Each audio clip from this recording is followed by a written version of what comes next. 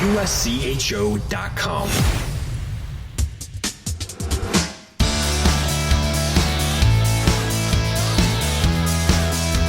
Welcome to USCHO Spotlight for October 12th, 2022, where each week we talk with a coach, player, administrator, or journalist about college hockey. This podcast is sponsored by DCU, Digital Federal Credit Union. What will DCU mean to you? Find out today by visiting dcu.org. Membership required. I'm Ed Trefzger alongside Jim Connelly. And Jim, it's a big weekend in Tempe, Arizona.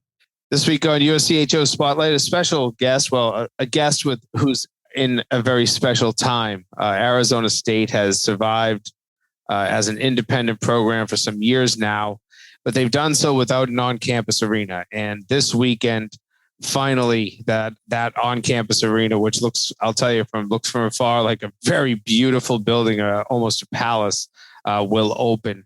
And we're joined by their head coach, Greg Powers. Congratulations, Greg. What a great time for your program as the Mullett Family Arena opens up.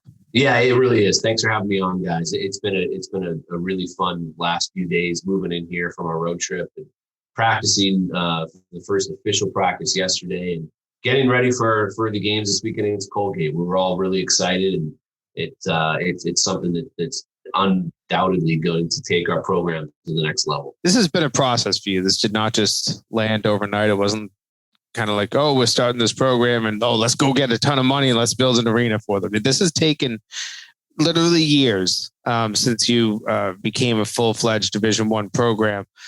Take the listeners kind of through the twists and turns and the ups and downs it's been as a coach. You've been there since the beginning of this. What's it been like just getting to the point that you're at this week? Yeah, I mean, to say it's been hard is it's an understatement. It really is. I mean, we jumped into this so fast because that was the situation that we were faced with having to do. There was no grace period of, you get a year to plan or 2 years to build a roster or staff. It was straight from club hockey to Division I hockey in about 6 months, and to do it out of a very suspect facility like Oceanside, which we love and will miss, but it was hard. I mean, I think moving into this place, it's exposed to all of us how hard it was, because you don't know sometimes what you don't know. It was just life as we knew it. We showed up, we buried our heads, we had success there. We didn't ever make it an excuse for why we couldn't have success. And we're really proud of what we accomplished in that old building. And our record was very good there. It was a tough place to play. So we made the most of the situation. We qualified for 2 tournaments out of it. But now, we're ready to take this to an entirely new level and let this program reach its true potential. And we think we have a team this year that can do that. And now we have the facility to do that and continue to access the players that we've just simply not had access to down the road that are going to want to come play hockey here. Talk about maybe the patience that was required on the part of the coaching staff. Obviously recruits that maybe they came in 5-6 years ago with the hope of playing in a building like this, and they never got to see it, but they still stayed patient. And like you said, you qualified for 2 NCAA tournaments. Teams can stay a Division I club for 30 years and never do that. So just maybe the patience that had to be involved in understanding that this day would come, but it was difficult. Yeah, we didn't know when it would come. We had hoped it would come a lot sooner than it did, obviously, but I think that's a big reason why Ray hired me, because he knew that above everything else, I love this place. I love the program. I love the university.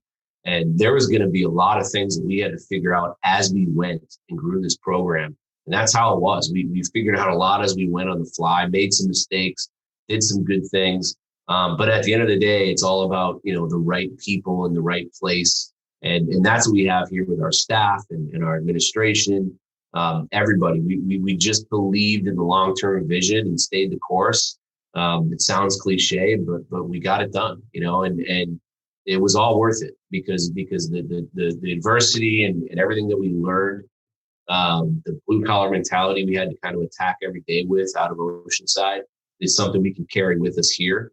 And again, the pictures, the videos, everything doesn't do this place justice. It's that nice. And when you come and see it in person, hopefully you will this year, you'll see it is a special place. Greg, one of the things I think we've talked about in the past is how the development of your program at Arizona State shows that you don't have to show up with this huge wad of cash to start a program and have some success.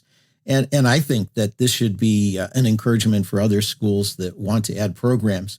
But I kind of want to segue that into this year. You have a lot of other independent programs. You're going to play most of them this year. And that probably is a little easier for you for scheduling come February. But I guess I'm weaving my way towards how you put together a schedule.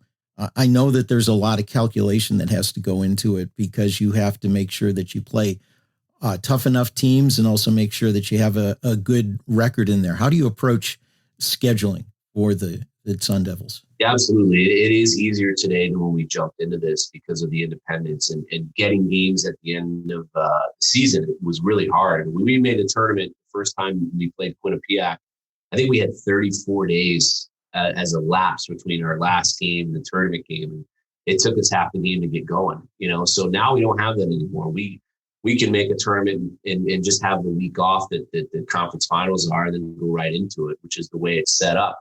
So, to attack a schedule and to make one as an independent that's going to get you in, the first thing you have to do is go get as many tough games as you can, and we certainly have done that. This year we have, top 5 of the preseason polls. We play all of them, and we play a lot of really good teams outside of the top 5. So you get those in place and you fill in the gaps. You work with the other independent schools to fill the schedule out where it's tough for all of us to get games. And it's worked out really well. We really like our schedule this year. Started out on a 10-day road trip, which is nothing new to us. But we're home for 24 out of the next 35 games all year, which is more than we've ever had. And next year we're scheduled to have even more than 24 games at home. We have all these teams that owe us trips back from 7 years of doing a lot of travel. So it's starting to really pay off, and it's exciting. Switching to your team, you landed someone who was probably the most coveted transfer portal player in TJ Semptimphelter. And he's somebody that popped up on everybody's radar when he filled in for Devin Levi last year. How excited were you to be able to get TJ on the team, and what is he contributing to the Sun Devils? He's a real deal. I mean, we gave Duluth, all they could handle, and everybody knows Duluth is the gold standard, and it's the first time we had a team that could go into a place like that and carry the play in large stretches of the game, and then have the backbone back there and TJ to hold us in it and give us a chance to win. And he did that both nights, and we lost kind of a heartbreaker in overtime, and got a goal called off with about 8 minutes left in regulation that we thought should have counted, but it's still, we got points at Duluth, and that's a big step for this program. And then to go in and just our third game of the year, he got a shutout at a really tough place to play in Bemidji. And we didn't have one of those last year. So he's already made a massive impact. He's a very good goalie. He's athletic. He's competitive. He's the best player on the ice every day in practice. And that's why he's so good in the moment, because he understands that, every day he shows up, what he has to do and the process he has to go through in order to be great in the moment. And so far he's been tremendous.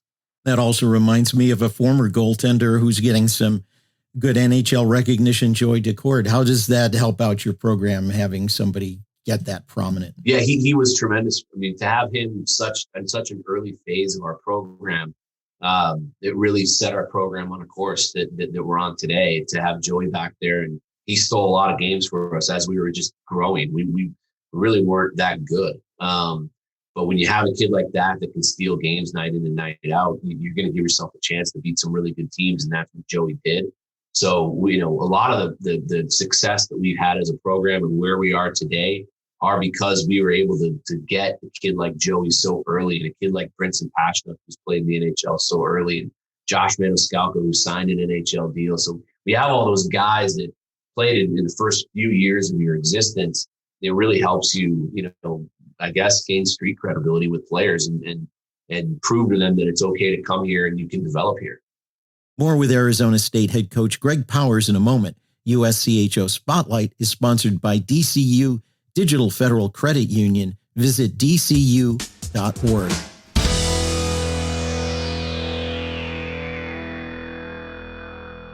Know how people say life happens? Well, for me, life was happening, and I needed a new truck. I didn't have time to shop around for a good loan, so I got one from the dealer, higher interest and all. Month after month, those payments were squeezing me. So I went to DCU. They refinanced my loan and helped lower my rate, which lowered my payments. These days, I have more money in my pocket for whatever life throws at me. What will DCU mean to you? Insured by NCUA. Membership required. Visit dcu.org.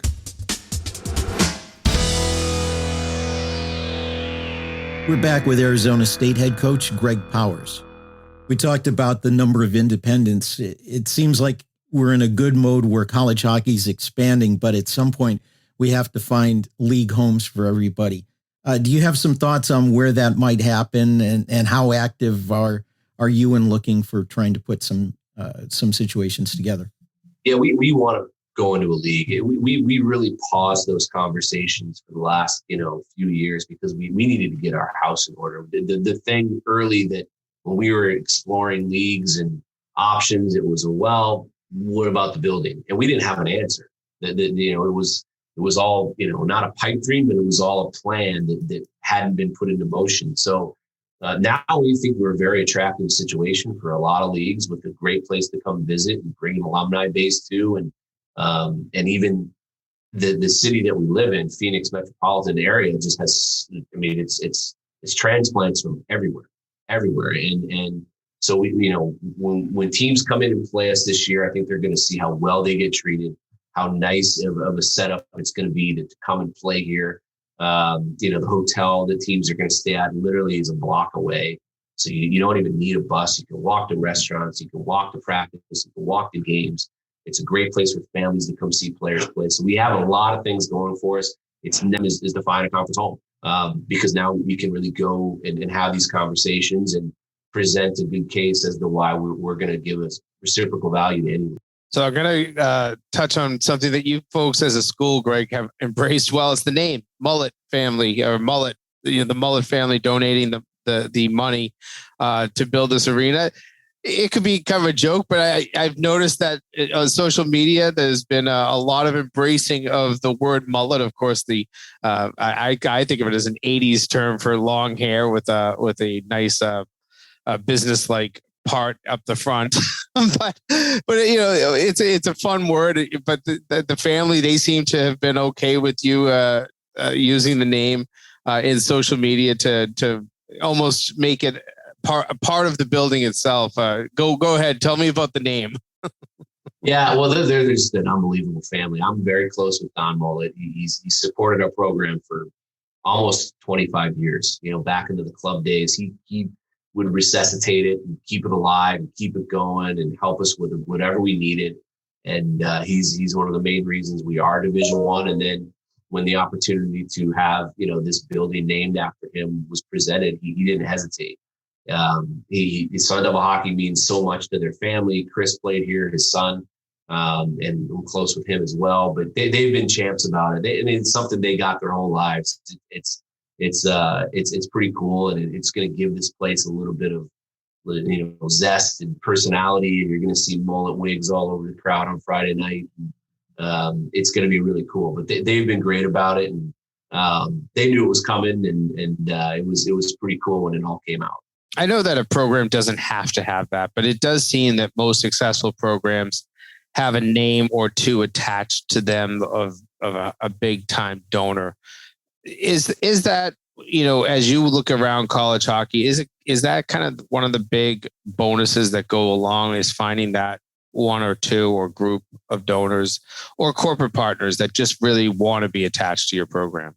It is. You have to have it, and I mean, to me, it's the most important part of my job is to forge those relationships and connections with people that believe in your vision and want to support your vision. Because if you don't have the resources to go get kids and give them the best experience you can give them when they're with you, especially in today's landscape of the portal and being so easy for kids to go other places. You have to do your very best to give them the best experience, a first-class experience. So leaving isn't even an option. And we think that's what we have now. We've talked so much about the building, but the game that will open this building is actually a two-game set against Colgate. Don Vaughn, longtime coach there. He's done a great job with that program. What do you expect come Friday night? Well, we've played Colgate quite a bit in our infancy as a program, and they're always tough. They're always a structured team, and they're bigger and they're tough to get through neutral ice. And they have a really good goaltender. They have two really good forwards, and Alex and Colton Young up front. They're good. I thought that they probably deserved a little bit of a better fate last Saturday against Northern than they got. So I think they're going to be really hungry coming in here. But Don and Dana Borges have done a great job. They had a great year last year, making it to Lake Placid. And I know they're looking to get back to this year, and they think they have the team to do it. So they're going to come in desperate and urgent because I know they didn't expect to get swept at home by Northern. So we're going to have our hands full. Is that building going to be banged out on Friday night as packed to the gills as it can get? Yeah, it's going to be amazing. It's tickets can't be found. There are going to be students camping out Thursday night. Hundreds of them camping out so they can get in. It's going to be really cool. And we've never had 5,000 people behind us before, ever. We've had 800 behind us and created as much of a home ice advantage as we could at Oceanside. But now we're going to have 5,000 fans behind us every night. And that's the most exciting thing for us, is to see our players, get that support. Well, it has to be something very special, Greg. And, like I said, this has been a long road, I know, for you and for everybody involved with the Arizona State program. So congratulations. I hope this is just a great, enjoyable weekend for you. But best of luck, not just this weekend, but the rest of your schedule. Thanks so much, guys. Appreciate it. That's Arizona State head coach Greg Powers. Jim, it's interesting to use the word patience. It was hard for me to believe as I was getting ready for the conversation that this is the 8th season behind the bench as a Division I head coach for Greg Powers, and he was the club coach for years before that. This has been step by step, but it's been a program that has gradually and steadily found success. It certainly has. And, you don't really have to call Greg a visionary because the vision is kind of developed even for him.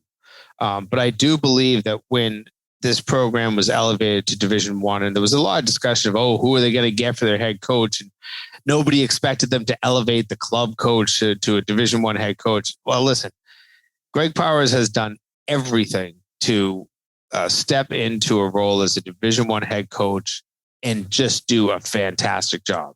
And we realized that he could have probably gone to any program in the country and done a fantastic job because he is that kind of a coach. But it still does take that level of vision to see where you might go with this program. Obviously, Arizona, a very attractive place to play.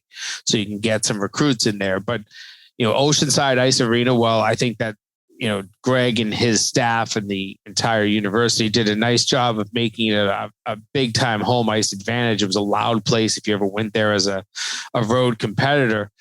Tough place to play. But it was not fit for what Arizona State is as a university. And so there was always the desire to build, but money is what it takes. And there was a lot, I covered this whole process of the local government. I think it was the Board of Regents, they called it, or something like that, had to approve the spending. And that every time you just think that was about to get the rubber stamp, it never did. And then it became a long ongoing process. And even when it did finally get approved, I want to say the year was around 2018. It still took 5 years. I know you had COVID in the middle, but to get shovels in the ground, get the structure built. And now finally this weekend, October of 2022, you see the fruits of all that labor. And I'm very happy for this program. I think that this gives them even more staying power. I mean, you qualifying for the NCAA tournament wasn't just enough to give a program staying power. It's pretty darn good, though, as an independent trying to put together a schedule. But now you look at this and you can say this is a legitimate team. You heard him say they want to find a home, a league home. That would probably be helpful. But at the same time, I think that they've also found a formula for how to put together a competitive schedule, competitive enough that if you pull off a few wins there, win the games you're supposed to, you're going to compete for an NCAA tournament bid. You mentioned finding a league home, and that's where I wanted to go to next. If you look out in the West, I don't think the NCHC is a fit because I don't think they're going to want to see a school with that profile in amongst smaller schools, and many of them Division II and other sports. They have sort of their size and their niche. We've talked a little bit in the past about Hockey East, but there's somebody in Connecticut who I think would like to slide into that position. The place that makes the most sense to me is the Big Ten. You already have Notre Dame as an affiliate member or whatever the proper terminology is. Arizona State adding a team would make it 8 teams. There's a lot of flying in that league anyway. That would be just the perfect place for them, I think. High budget athletics is part of the Big Ten. And that would kind of fit along with Arizona State, such a large student body. I believe it's around 85,000 students. So big school, you have a lot of big schools inside the Big Ten. I don't know academically how they align with the Big Ten. And that's maybe the one question that might get always popped up by the administrators, especially the presidents of Big Ten schools. But they've been there. They did, during the COVID year, don't forget, they had that scheduling arrangement where they came and played their entire season on the road, playing only Big Ten competition. And as difficult as that was, it probably built them those relationships that you need to get into that conference that you want. So I think it's as much as it feels like it would just be sensible and should be a slam dunk to you and I do believe that there is something to the academic piece that might be the one hurdle that I could see Arizona State facing. All that said, I think it would be great. And as you said, the travel that already exists in that league, a lot of charter planes, among all of the 7 current schools, I don't think there's a lot of fear in Arizona State to put the money and the budget behind a program like men's Division I hockey. So it makes a lot of sense. Will it happen? Like we've said so many times, common sense does not always prevail. I think we're coming up on a time where there's going to be some shuffling of the decks and some rearrangement in college hockey. There just needs to be. Everybody cringed when the Big Ten came along and changed some old relationships, but it's got to happen every so often. Yeah, well, I think that what we saw when the Big Ten came along was forced change. And there was no choice for so many schools, but it was forced change, and it had to be done quickly because the Big Ten was not waiting. There was not going to be a long 5-year planning process. That kind of happened in the snap. As soon as Penn State was ready to go and a member of the Big Ten and could play, they were in, the conference was formed, and everything changed. This time, I think that we could see more well thought out change. And I think that schools can get together. I think right now the NCHC is one that I look at as possibly having the need to shift a little bit. I think some of the Eastern schools in that league feel that the travel can be a little bit too much for them. But at the same time, I see success. I for so long thought that Western Michigan probably wanted out of the league.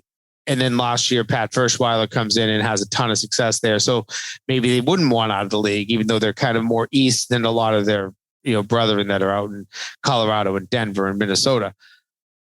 Where does that leave Miami? Who knows? That's another school that goes in there. And then there's the CCHA, as that was just kind of formed as a conference last year. Are they looking to change their footprint? Some of the Western schools, are they maybe better suited for the NCHC? It will take a lot of planning. And I think that's the luxury that everybody has right now, is that there is time to plan. It doesn't have to happen tomorrow. There's nobody forcing the hand like there was when the Big Ten was put into existence. So I think that is the one different variable this time around that maybe could make planning a little bit more logical. I guess it comes down to whether you want to be in a bus league or a flight league, and Arizona State has to be in one where you fly. There's no doubt. I mean, there's no choice. There's not a single school that they want to be on a bus to. And that's the great thing about Arizona State is that they have a pretty high budget, being a Pac-12 school, a Power 5 conference, that they will have the resources that it takes to fly. So put them into a conference that aligns with them. You know, you don't want to put them into a conference with a bunch of schools that are always on a bus. As much as Hockey East always made sense to me, and the argument made sense because you could always get an easy flight from somewhere in the East Coast, usually Boston, but even like Manchester wasn't that hard. Burlington, Vermont, you could connect quickly and then you could be somewhere. You could get from those cities to Arizona really quickly. And then from there, it's a 5-minute drive to the rink. It always made a ton of sense. But the more that you think about it and the more that you look at it, and then you go back to COVID and the fact that there was an alignment between the Big Ten and Arizona State, that does seem like the league that would be the most sense. We'll definitely keep an eye on it. We certainly appreciate Greg Powers taking the time today to talk with us. Find our podcast at uscho.com/podcast or subscribe on your favorite podcast app. We're available on Apple Podcasts, iHeart, Stitcher, Spreaker, and Spotify. For Jim Connelly, I'm Ed Trefzger, and this has been USCHO Spotlight.